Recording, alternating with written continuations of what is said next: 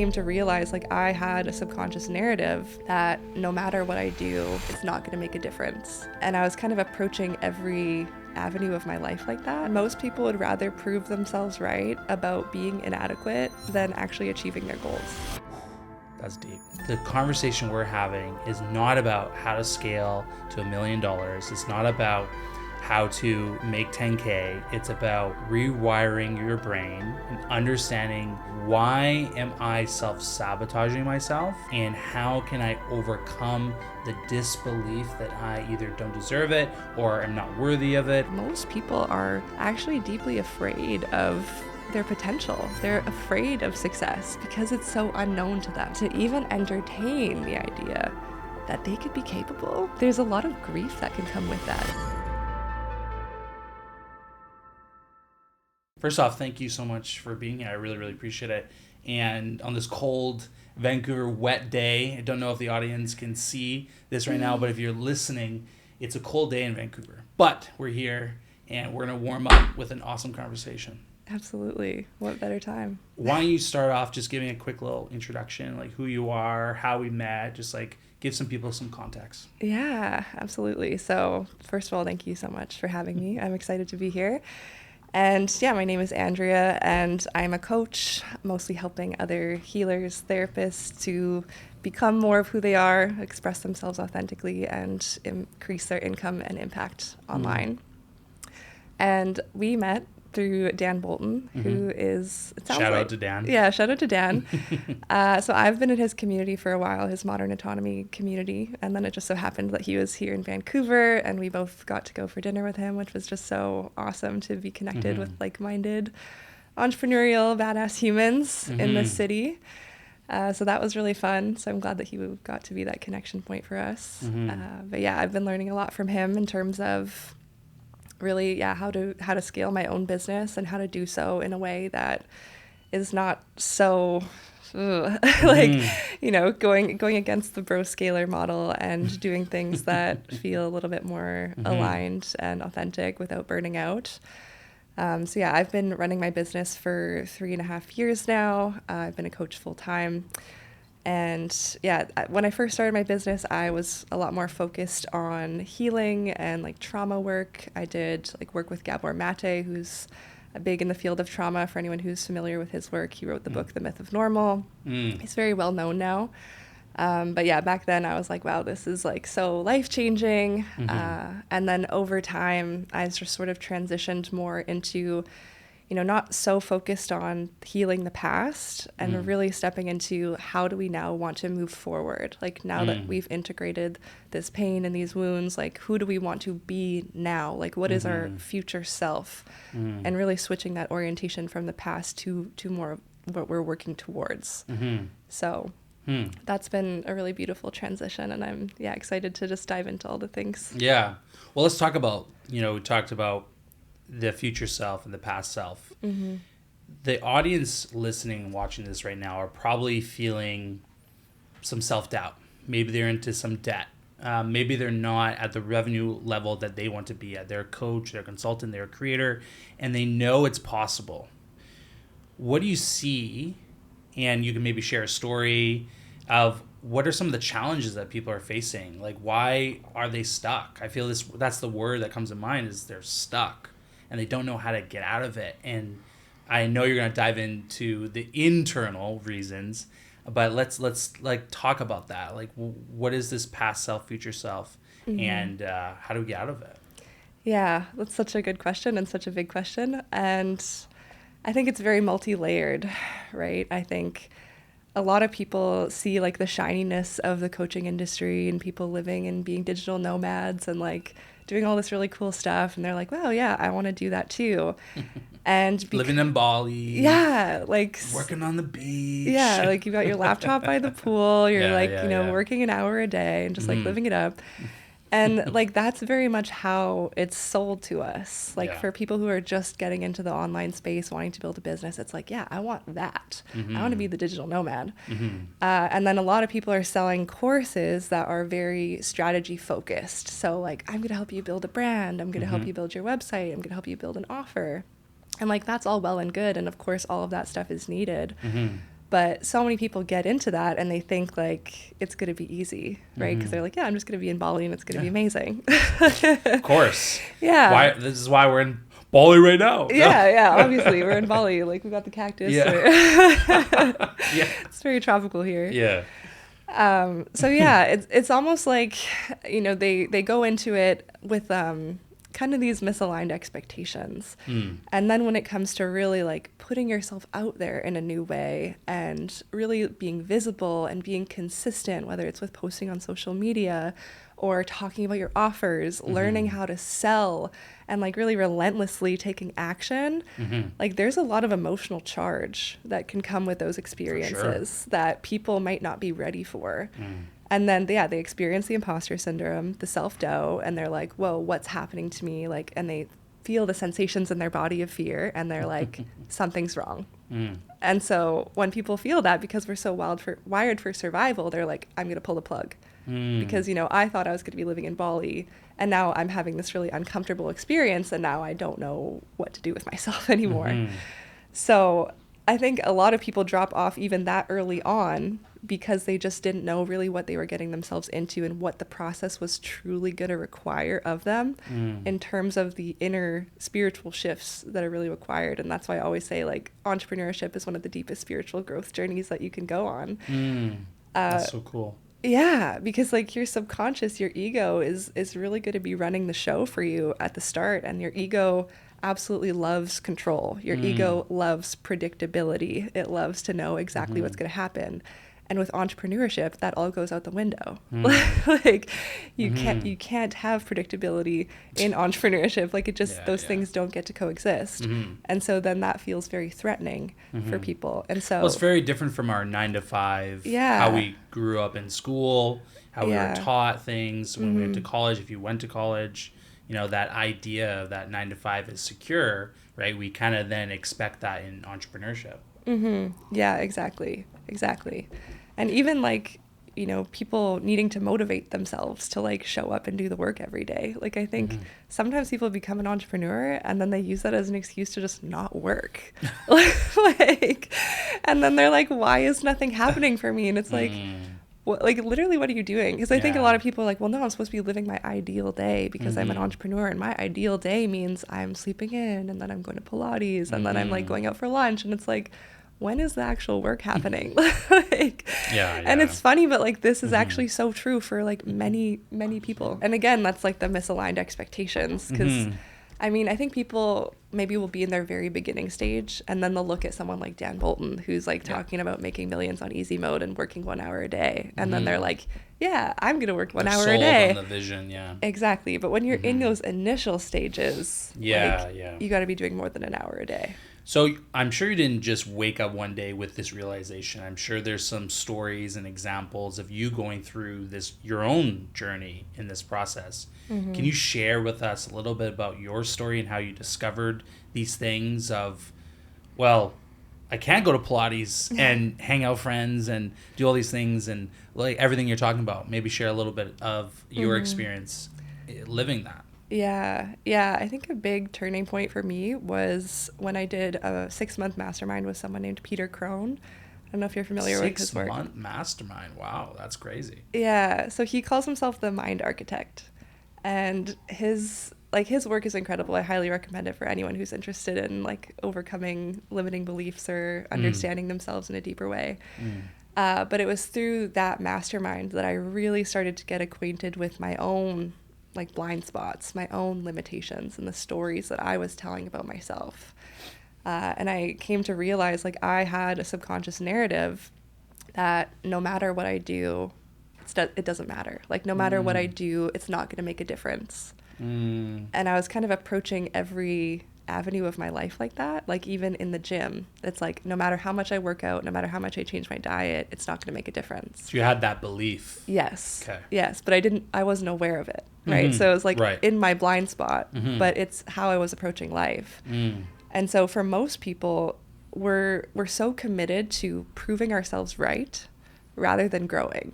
And what we're trying to prove ourselves right about is these subconscious limitations that we don't even necessarily realize are limiting us. And so for me, that was kind of that reckoning process of like, oh, okay, like I'm actually my biggest roadblock here. Like I am the only one who is holding myself back. And so I just had to get real with You're myself. spitting fire because we got Yeah. freaking alarms going off everywhere. I love Yeah, that. yeah, we got the sirens that are in agreement over here. That's all. I love that though. Like, so we love to prove ourselves right. And Yes. you saying that brings up so much aha moment for me of like, oh yeah, like when I think those things, they actually happen. Exactly. That's crazy. And most people would rather prove themselves right about being inadequate than actually achieving their goals. That's deep. Mm-hmm. So you went through the 6-month program. Like, so what were some of the lessons you learned? How did you discover these things about yourself? Was it, I'm sure they got practices and mindset resets. Like, what were some of those things? Yeah, I think one of the biggest tools for me has just been like stream of consciousness writing and journaling. Because like honestly, the biggest secret to change and growth is being in the observer, like being in the seat of the observer consciousness, being like aware of your thoughts, being aware of the processes that are going on in your mind, because 95% of our behavior is completely unconscious, right? Only 5% of what we do is actually within our conscious awareness. Oh, wow. So the more that we can, this is one of my favorite quotes by Carl Jung: until you make the unconscious conscious, it will direct your life and you will call it fate. Wow. Right. Cool. So most people are just living on these unconscious programs and patterns that, maybe they feel like they're hitting their head against the wall, but they don't necessarily know why or where that's coming from or how to actually make a change. And so a big part of it for me has just been bringing so much more self-awareness into like what are the thought processes and what is the meaning that I'm giving to my experiences, because humans are such meaning making machines. Like life is neutral, our experiences are neutral, and then we are giving meaning to those experiences, and the meaning that we give it is based on our conditioning, it's based on our past programming. So if we're walking around with the story of there's something inherently wrong with me, and then someone cuts us off in traffic, like something as simple as that. Blow up. Exactly. Or someone ghosts us, like for a date, and then we're like, well, it must be my fault because something's inherently wrong with me. So, and that's what I mean. It's like we're always seeking to prove ourselves right about those subconscious limitations. And so the biggest task for anyone is just shining a light on everything that's happening below the surface and really getting honest with yourself about what are those thoughts, like how are you speaking to yourself, like are you constantly criticizing yourself, or are you speaking to yourself with love and like empowerment? Most people aren't. And then when you have that constant stream of like self-criticism, that leads to all these other patterns, like the all or nothing mentality of like, I'm gonna hate myself enough to finally change, and then I'm going to go all in on this for a week. But then as soon as I, don't follow through one day on my meal plan, or I miss one day of posting content, then it's all out the window. I'm like that. Yeah, exactly. That resonates with me like 10x. And if that resonates with you listening, watching this, write in the comments right now. Are you one of those? Like, what do you call those things? So what was that called?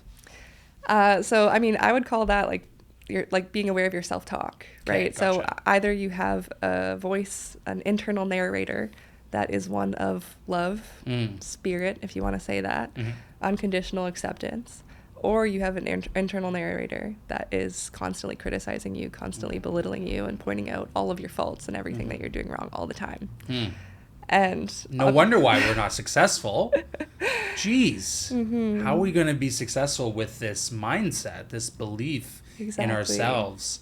The one thing that came to my mind was, I forget who said this, but they said, how many red cars have you seen today? You say like maybe one or none usually.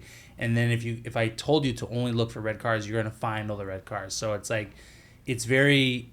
once we're looking for something or observing, it's very easy to find it in a positive or negative way. If we believe, let's say the red car analogy is something that we are not good enough, then you're only going to see that. Exactly. Right? And that comes to my mind, that metaphor, that test that they did.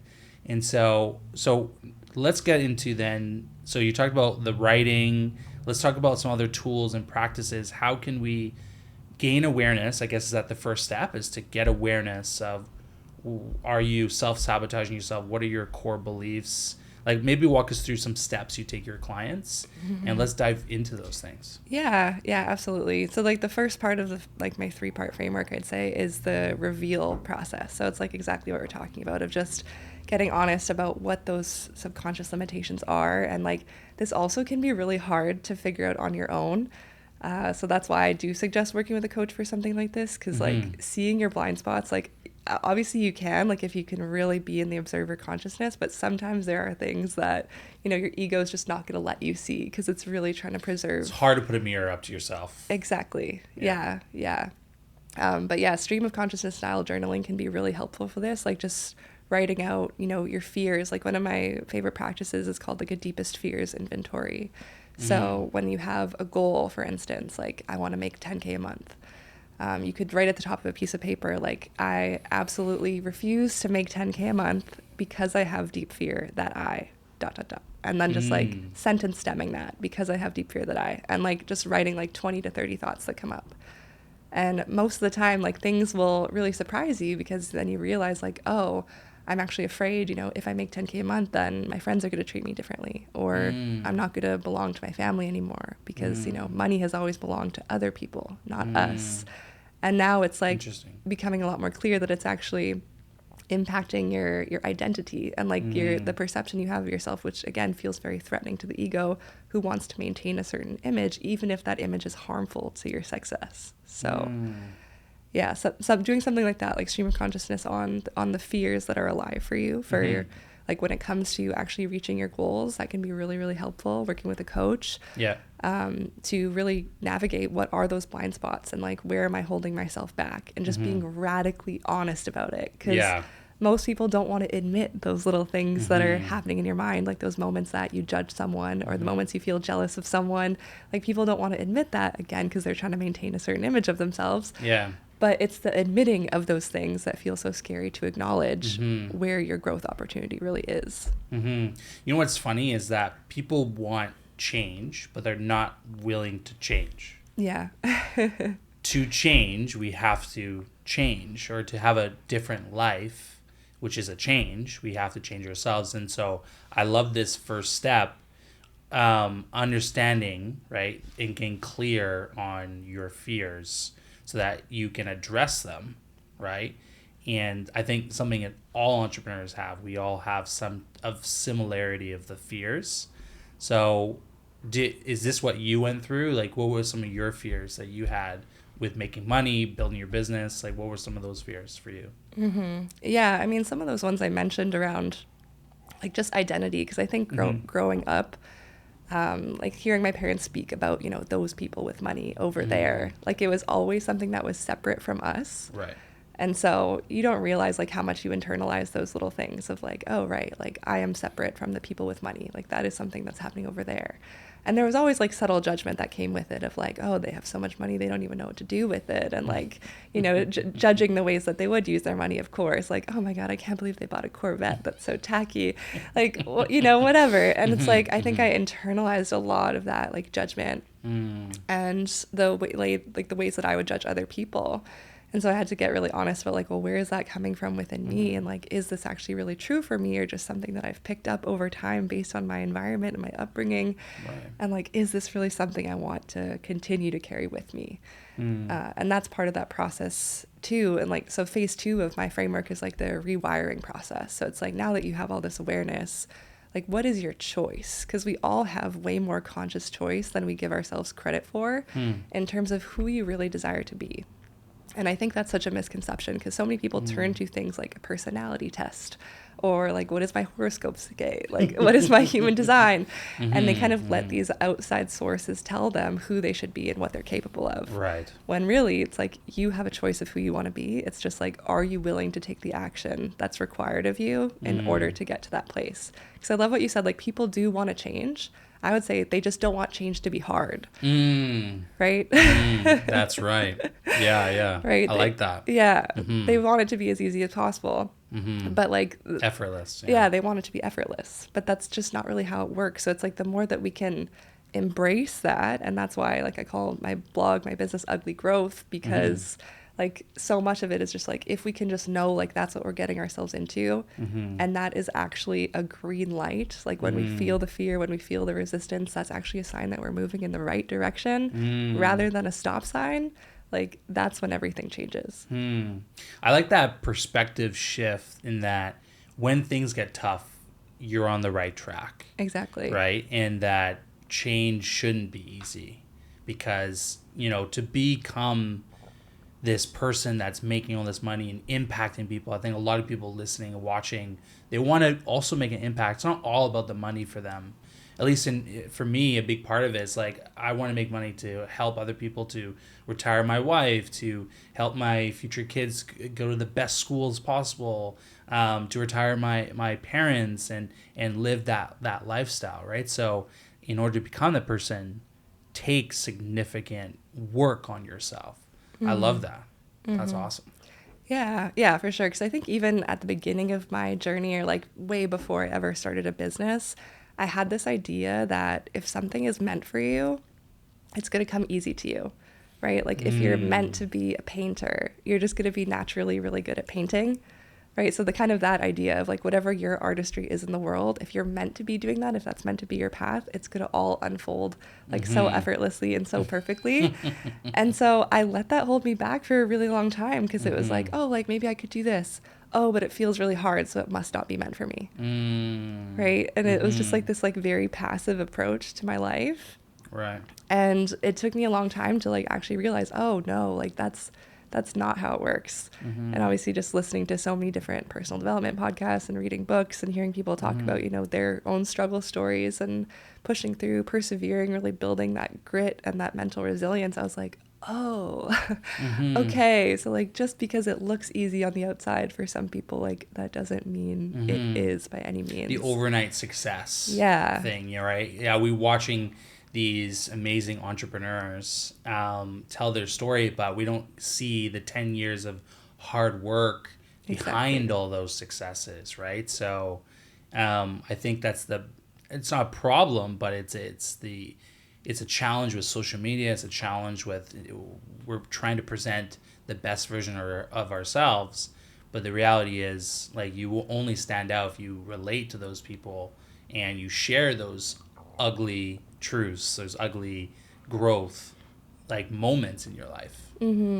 Yeah, exactly. And that kind of relates to a little bit of what we were talking about like just before we started recording, around like this theme of radical authenticity and what that really means. And I think that's going to be a big theme going into 2025, because I've been speaking with a lot of my clients and honestly my friends who are also coaches, space holders, who are just really tired of feeling like they need to hold themselves back out of fear of like, you know, saying the most socially acceptable thing at all times, like making sure it's PC and by the book, and like, you know, just like being so afraid of getting canceled and like the woke mob is going to come for you. And like, you know what I mean? Like, I think after like 2020 and kind of the pandemic, I think there was just so much of that, like so much cancel culture that it put a lot of people back into their shell. And they're afraid to really speak their opinions if it goes against the mainstream or like the one socially acceptable thing. Right. But then, yeah, like what we're talking about is like, you need to be authentic. Like you need to be willing to go against the grain and be seen in that in order to really find and connect with your people.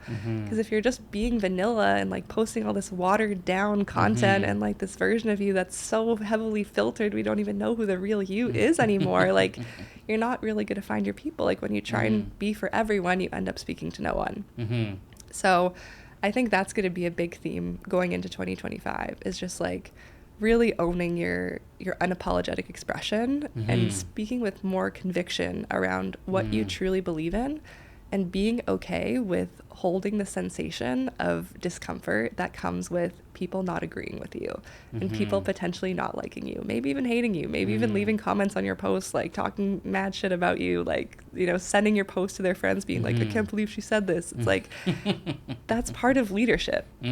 So if you're not willing to hold those sensations, then like maybe this path isn't for you. Right. So I think that's been like a huge reckoning for me too recently, is just getting more comfortable with that. And it's like, oh, right, I don't need to be liked by everyone. Again, it's just my ego that so desperately wants to be liked by everyone because it wants to maintain this certain image of, you know, Andrea is just such a nice person and Andrea is so great and like whatever, right? It's like, I want everyone to like me. I want everyone to think I'm so great. And I want that validation because it feels really safe. It's like, if everybody likes me, I'm going to be safe. But you might be safe, but you just won't have your success. Like you won't have the business growth. You won't have the real, like, authentic, intimate connections with clients or even like in friendships or in partnership. Like it all requires this energy of being radically honest with yourself and yeah, just not being afraid to put that out into the world. It's so refreshing to hear you say that, because this year, specifically with the podcast and where my agency has taken me, I've worked with, interviewed, and been in proximity with almost 30 millionaires this year.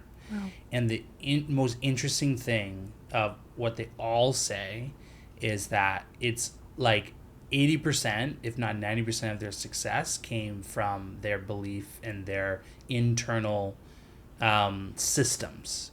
And the conversation we're having is not about how to scale to $1 million.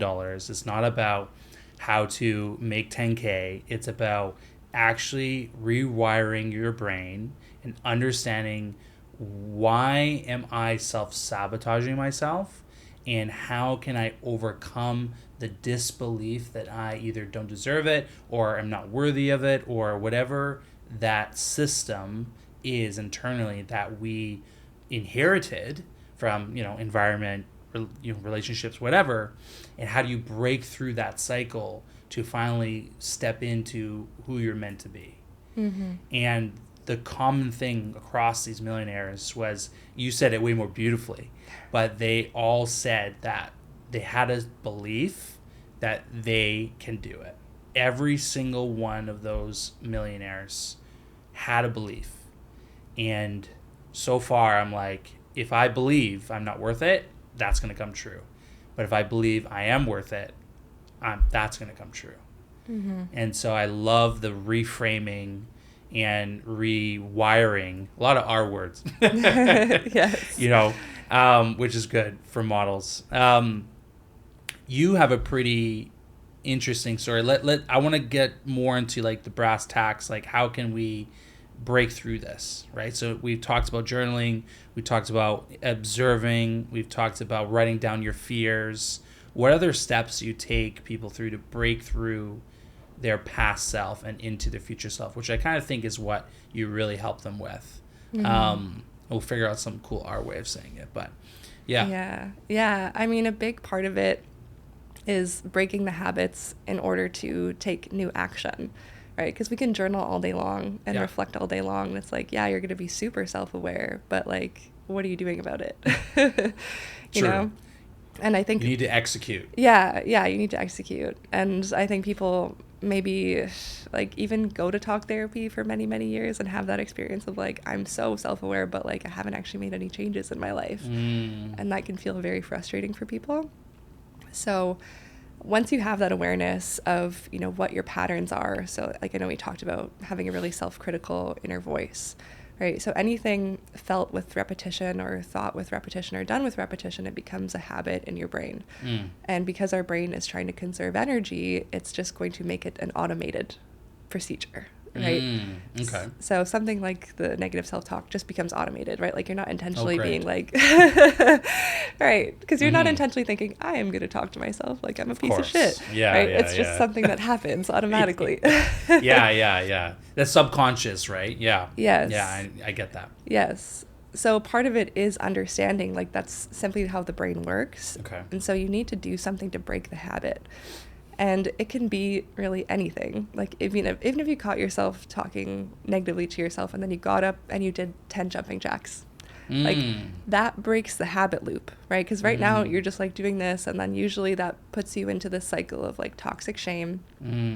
And now you're feeling like, wow, there's just something deeply wrong with me. And then a lot of people carry that toxic shame with them into every new opportunity that they want to attempt to do. And they're like, well, it didn't work out for me last time, so like, what's really the point in trying now? And then again, it just consistently feeds this old loop in the brain that says, I'm not worthy, I can't do what I want, like, I don't have what it takes. So it's really understanding that like action is an integral part of breaking that habit loop, and it can be any action. So when I'm working with clients, like normally I'll try and teach them actions that will also help them to regulate their nervous system. So there's something called bilateral stimulation, which is like a really easy one. So, I mean, we are on video right now, so I can show you. But essentially you just need something where you're going to like hold it in the midline of your body. So you could use like an AirPods case or like your phone or something like that. Yeah. And you're going to just like literally move it like this. And it just, this is it. So it just has to cross over the midline of your body, because the idea is like when you are experiencing like a negative emotion or a negative thought or a negative loop, it's just existing in one side of your brain, in one hemisphere. Okay. And when you engage consistently, like with intention, both hemispheres of your brain, it gets all jumbled up in there. And so from that jumbled up place, now you have more flexibility.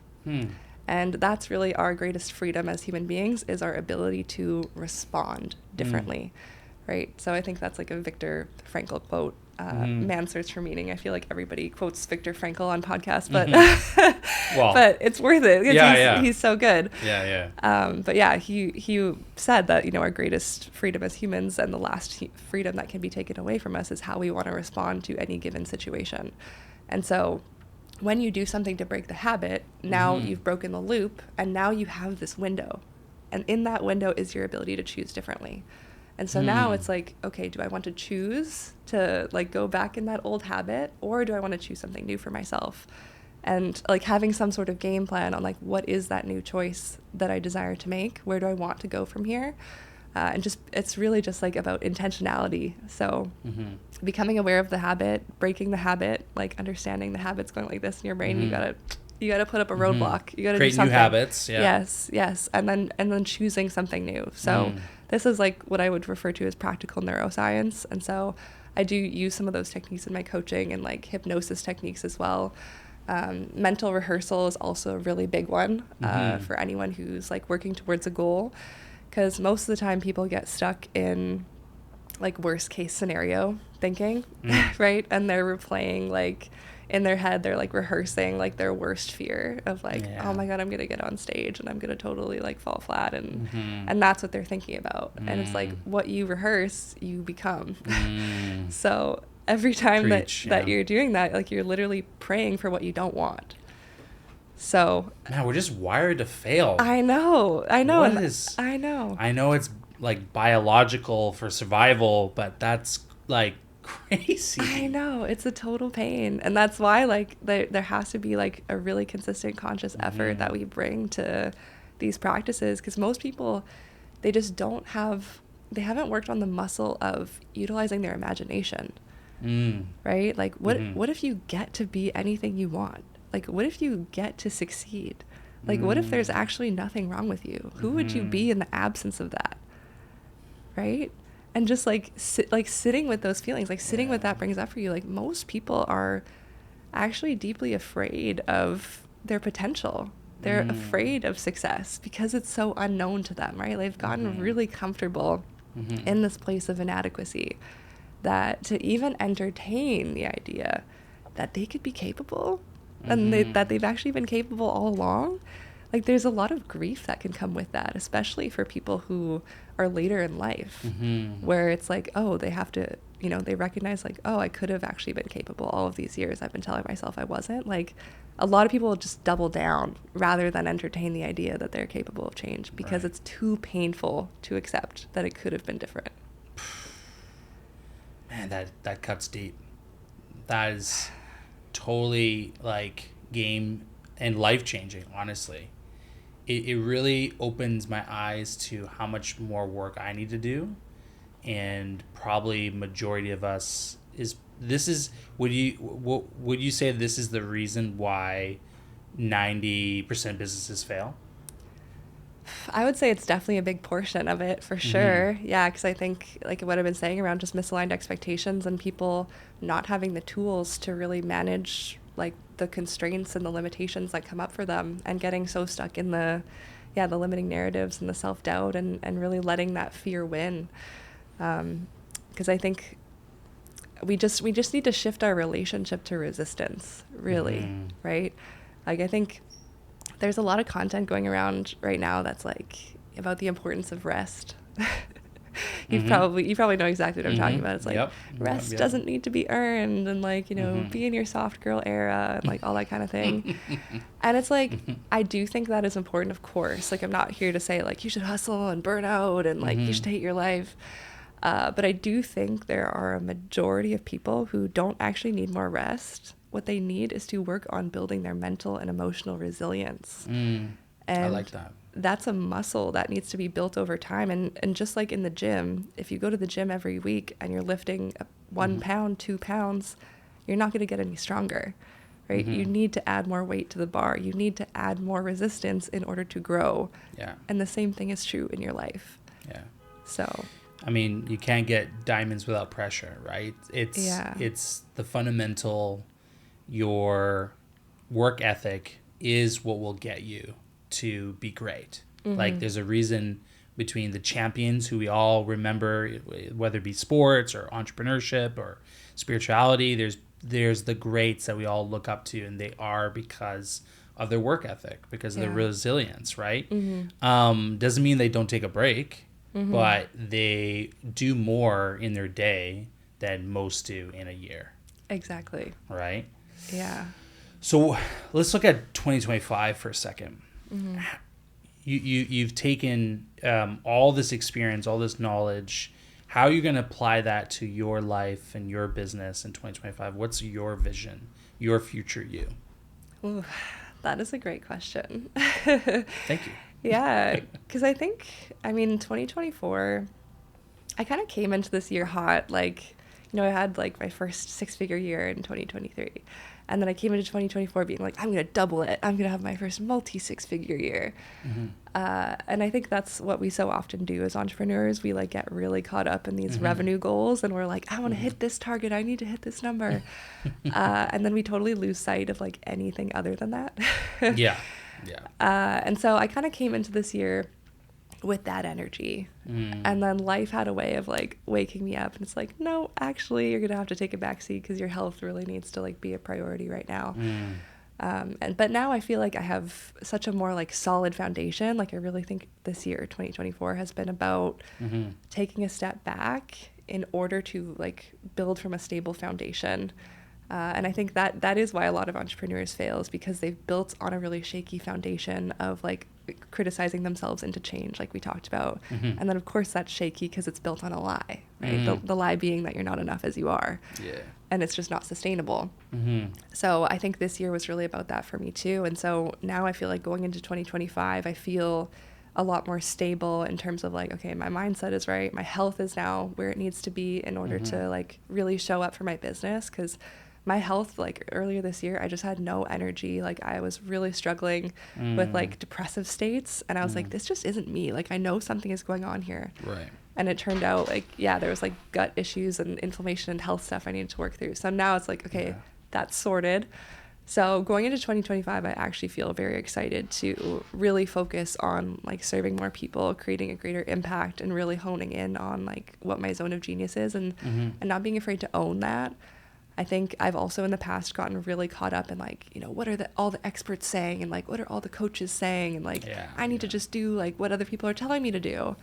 And it's like, I've really been like consciously working on detracting from that and cutting all those cords and like just, like radical authenticity. It's like, what is my unique voice? Like, what am I truly here to say? So I think that's what 2025 is going to be about for me. And not being afraid to really expand in my offerings, because I think for the longest time I've been stuck in this idea of like, you need to niche down, and you need to just have one unique thing that you do and just like scale that and just like have one problem that you solve and that's it. And I made it mean for so long like, well, I'm doing something wrong, but it's like my business is still working. Like I'm still serving people, and like like nothing is wrong. It's just like you're, again, like I'm making it mean that something is wrong. So now I'm just like, okay, we're just putting that out the window, and I'm actually just going to focus on, you know, people who are at different stages of their journey. So like having, you know, different offers for different people. So one of my first programs going into 2025 is going to be exactly like kind of what we're talking about for people who really struggle with getting into that momentum piece, like breaking through those barriers and being relentless. Like that's the name of the program, is Relentless. Oh, that's awesome. Yeah. So starting 2025 off with like that kind of energy and just helping people see like, you know, you don't need to stay stuck in these patterns of self-sabotage and perfectionism and toxic shame forever. Like there is an alternative way, and like you are really capable. So that's a big part of it. And then also another big part of my business is working with more like coaches, online service providers, therapists, and helping them really dial in their messaging and their content. Because I mean, that's kind of where I started, was in the healing space, trauma space. So I feel like healers and therapists just kind of naturally gravitate towards me and my energy. Yeah. So yeah, that's for 2025. I'm basically just throwing out the rule book of like everything I've been told I have to do in order to succeed, and just like doing my own thing. And that feels really freeing. You know what's interesting? I've been doing this for coming up to 7 years, creating content, working with multimillionaires, big corporations, you know, 8-figure companies. And the really unique thing about this whole niche thing, right? Do I niche down, or I am the niche? And the people that are the most successful in business have a unique perspective. And I like the word perspective, is because we both might love the gym, but we might have a different perspective about the gym. And branding and business play into people's beliefs. Like we talk about these beliefs. Well, beliefs are perspectives on life, because like you said, life is neutral, but we bring meaning to the car we drive, the camera, the podcast, or that thing, right? And it's because we've developed a perspective on life. And so before we started the podcast, I asked you about your worldview, and it's how we view the world in our lens. And so in 2025, you talk about relentlessness. So you're going into the year with a perspective of, this is how I'm going to build my business. You're throwing out the book, because no one can tell you what your perspective is. It's your perspective. And so messaging, in my experience, comes from that, and understanding your beliefs and what is your perspective. And you can gain new perspectives through reading, through podcasts, through watching YouTube videos, through being into coaching programs, but you can never copy someone's message. And so you're 100% right in the sense of these gurus or coaches telling you that this is the way. It is their perspective, and you can adopt perspectives, but you cannot copy someone else, you know what I mean? Because we all have that different lens. And so, you know, you saying that brought that up for me, and I felt compelled to share it, because if you walk into 2025 with a clear perspective on the world, my perspective, every single business needs content. Specifically, I think a podcast for these in-depth conversations, because I learned so much in the span of 45 minutes about how much internal work I need to do. And you're actually opening the doors up to a new perspective in that when something goes wrong in my day, which it often does. I mean, we're entrepreneurs. Yeah. I can let that ruin my day. And that is I guess a negative self-talk, or I shouldn't have, I should have been more prepared. I think is the thing that I said, that shouldn't have happened, because I want perfection. Exactly. When the reality is, it'll never be perfect. It's just a lesson.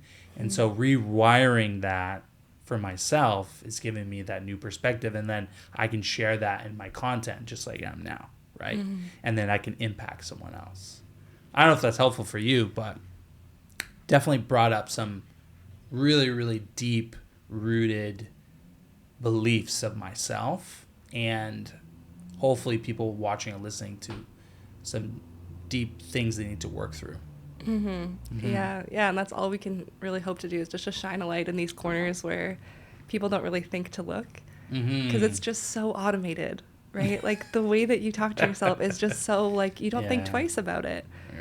And like, obviously there's also a big difference between healthy shame and toxic shame. But like what you're describing is like the toxic shame of Yeah. like, you made this mistake, you should have done better. And like, there's something wrong with you. Mm-hmm. Versus healthy shame is like, okay, what could I do differently next time? Right. It's like this adaptive approach, your ability that. to respond differently. Healthy right. shame. Yeah. Yeah. I think there is a certain level of healthy shame for sure. Like, make that pillar of your content. Healthy shame. Yeah. Healthy shame. Mm-hmm. Right. That's what I do with a lot of my clients is like these little sound bites. Like I say, hey, write that down. Like that's a unique perspective that I've never heard of.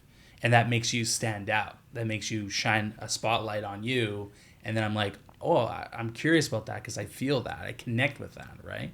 So that's really cool. I like that. I'm going to use that. Thank you. Yeah. Absolutely. Is there any message that's coming up for you that you want to share with the audience, like something that like is like, I have to get this off my chest, or something, a story you want to tell, or a tip, a hack, whatever? Is there something that you want to share? Yeah, I think just like, at the end of the day, no matter what, like no matter what you've experienced in your life, like you are still the co-creator of your reality and you're still capable of creating a new identity for yourself. I think that's just really the message I want to leave with people is just like reminding them of like the possibility that exists because yeah, I think for a long time I had so many stories of like why it couldn't be me. And I just love to like blame my external circumstances of like, oh, I'm from Winnipeg, or, I had this upbringing, or like, I don't have any money, or like my parents don't have money. And like, it's just all these stories that we tell ourselves of like why it's not possible for us. And it's like, well, what if it is? Like, what if you could start telling a new story for yourself? And what about that is so scary? Like, it's like my favorite Marianne Williamson quote. It's like, our deepest fear is not that we are inadequate. Our deepest fear is that we are powerful beyond measure. So, yeah, I think it is our light, not our darkness, that most scares us. So but also the paradox is like the more we become acquainted with our darkness, also the more of our light we naturally see.